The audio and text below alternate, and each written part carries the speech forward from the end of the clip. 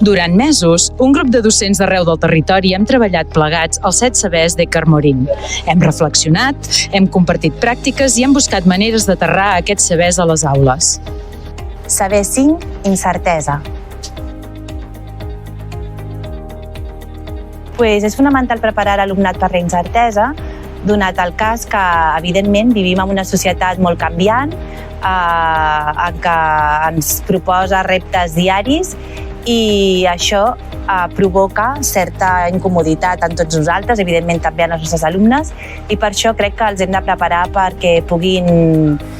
prendre les regnes de les decisions futures i presents també que hauran de fer.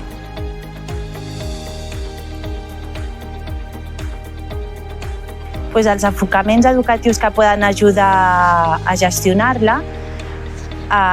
seria fer ús de tots els recursos que tenim a l'abast avui dia per tal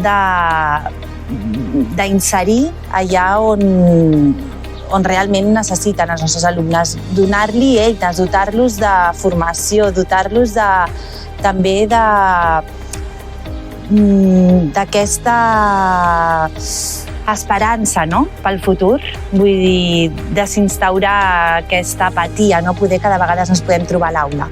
Aquesta pedagogia hauria de ser una pedagogia oberta que es pogués adaptar a tot l'alumnat i que no només fos de la comunitat educativa, sinó que englobés més enllà dels murs de les nostres escoles.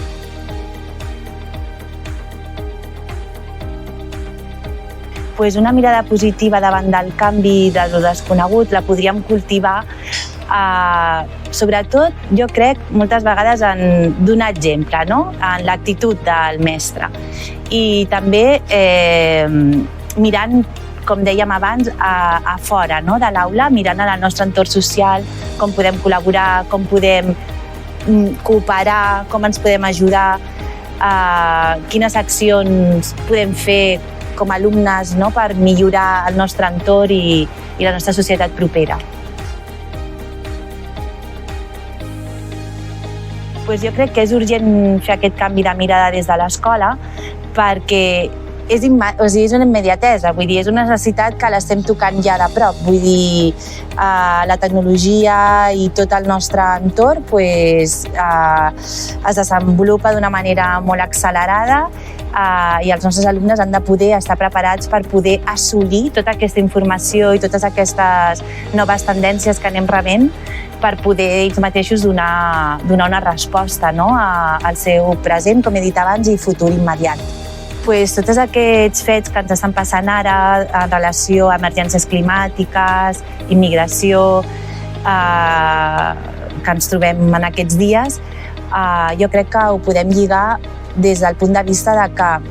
els events ja no els vivim només el que passa a casa nostra. Vull dir, ens va arribar la Dana aquí a València, però estem vivint 2 guerres en directe des de fa molts anys.